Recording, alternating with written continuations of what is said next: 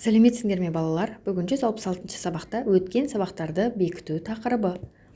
Бірінші тапсырмада бірінші өрнектің мәнін тауып, конституция неше тараудан, екінші өрнектің мәнін тауып, неше баптан тұратынын анықта дейді. 758 алу, 659 жақшаның ішінде алу 720 бөлу 8. Ең алдымен біз жақшаның ішін орындаймыз. 99 болады. 720-ны 8-ге бөлеміз, 90 болады. 99-дан 90-ды алсақ 9 шығады. Яғни конституция 9 тараудан тұрады екен. Енді қанша баптан тұратынын орындау үшін бірінші жақшаны орындаймыз. 639 244-ке қосамыз, 883 болады. Одан кейін 327-ні 3-ке көбейтеміз, 981 болады. 981-ден 883-ті алсақ 98 болады. Яғни конституция 98 баптан тұрады екен. Екінші тапсырмада амалдарды орында әрбір өрнекті мәнімен сәйкестендірсең, бұл сағаттардың әлемнің қай қаласына орналасқанын анықтай аласың дейді. 6 сағат берілген екен, астында 6 өрнек берілген. Ал енді қарайық, 9 сағат 45 минуттан 263 минутта аламыз. 9 сағат 45 минутты 585 минут болады, одан 263 минут алсақ 322 болады. 322 бұл әлемдік сағаты Берлин қаласында орналасқан екен. Екінші, 2 ғасыр 38 жылды 4-ке көбейтеміз. 2 ғасыр 38 жыл, 238 жыл, 14-ке көбейтсек 952 болады.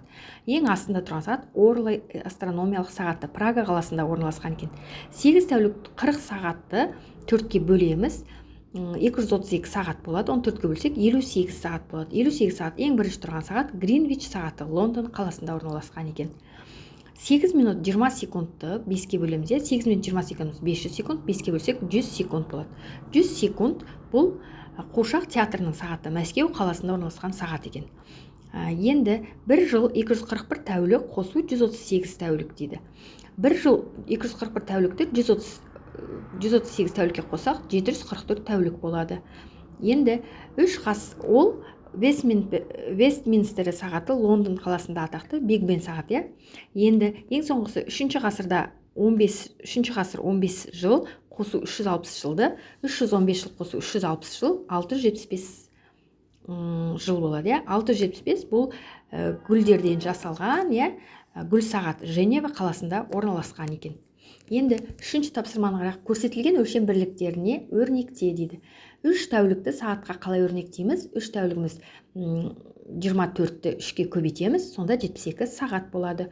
12 минут секундқа айландырсақ 720 секунд болады. 4 ғасырды жылға айландырсақ 400 жыл болады. 1 ғасырда 100 жыл бар. 4 тәулік 4 сағатты өрнектесек 100 сағат болады. 6 сағат 20 минут өрнектейтін болсақ 380 минут болады.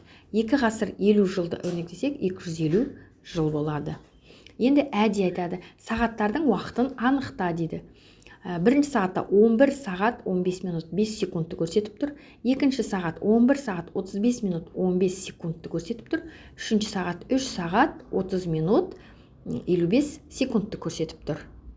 Төртінші есепті шығар дейді. А нұсқасында жолға кететін уақыттың 3-тен 1 бөлігі 36 сағатты құрайды. Барлық жолға кететін уақытты тап дейді. Егер 3-тен 1 бөлігі 36 сағат болса, барлығы қанша сағат екенін қалай табамыз? 36-ны 1-ге бөліп 3-ке көбейтеміз.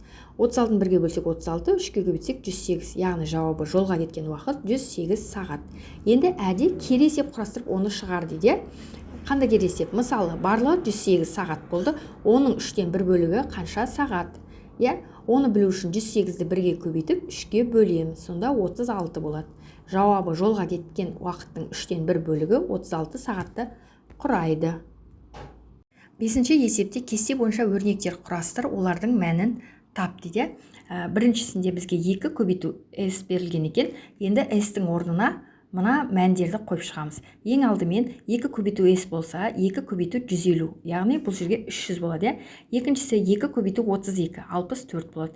2 көбейту 206, 412 болады. Одан кейін 2 көбейту 19, 38 болады. 2 көбейту 95, 190 болады. 2 көбейту 105, 210 болады. Енді астындағыны С қосылған 505. Осының орындағы С-ға мына сандарды қойып шығамыз. 150 қосу 505, 655 болады.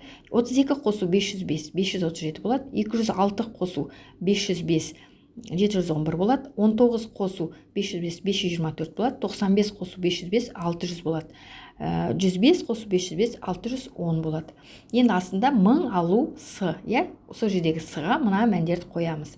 1000 алу 150 850 болады, 1000 алу 32 968 болады, 1000 алу 206 794 болады, 1000 алу 19 981 болады, 1000 алу 95 905, 1000 алу 105 805 болады. Енді 6-шы есепті шығарайық. Қазақстан Республикасының Конституция күніне орай 16 жасқа толған азаматтарға Қазақстан Республикасының жеке куәлігін салтанатты түрде табыс ету рәсімі өткізілді. Барлығы 600 сыйлық берілді. Егер олардың әрқайсысына сағат және кітап сыйланған болса, онда неше азамат сыйлық алды дейді. Берілген 600 болса, әрқайсысына 2 сыйлықтан берілсе, бұны шығару оңай, 600-ді 2-ге бөлем, сонда 300 болады. Жауабы 300 азамат сыйлық алды. Енді 7-ші есепті шығарайық. 2 жұмысшы өзеннің арғы бетіне өтуі керек. Өзенде 2 бала қайықпен жүзіп жүр. Қайыққа 1 жұмысшы не 2 бала сияды. Ал жұмысшы мен бала бірге сыймайды. Егер жұмысшы өзеннің арғы бетіне қалай өтіп, балаларға қайығын қайтарады дейді. Енді бұны қалай шығарамыз? Бірінші 2 бала өзеннің арғы бетіне барады, бергі бетте тұрған 2 бала арғы бетке барады. Одан кейін 1 бала түсіп қалады жағаға, екінші бала бергі бетке қайтадан өтеді қайықпен. Сөйтеді, ол қайықты босатып береді, қайыққа 1 жұмысшы отырады. 1 жұмысшы отырады да арғы бетке барады баланың жанына, түседі, балаға береді. Енді бала қайықпен қайтадан бергі жаққа қайтады. Содан кейін екінші баланы отырғызып алады қасына, содан арғы жағаға өтеді, бірінші жұмысшы тұрған жаққа. Сөйтеді, қайтадан 1 бала түсіп қалады жұмысшының жанына, екінші бала қайтып келеді. Қайтып келеді, жолдың бергі жақта тұрған жұмысшыны отырғызады да қайыққа қайтадан жібереді. Енді ол жұмысшы 1 бала 1 жұмысшы тұрған жағаға барады. Сөйтеді, жұмысшы түсіп қалады, 2 жұмысшы өздерінің жұмысшысымен кетеді да, бала қайтадан қайыққа отырып бергі жағаға келеді да, екінші баланы отырғызады. Сөйтіп екеуі қайықпен өзенде жүзіп кетеді.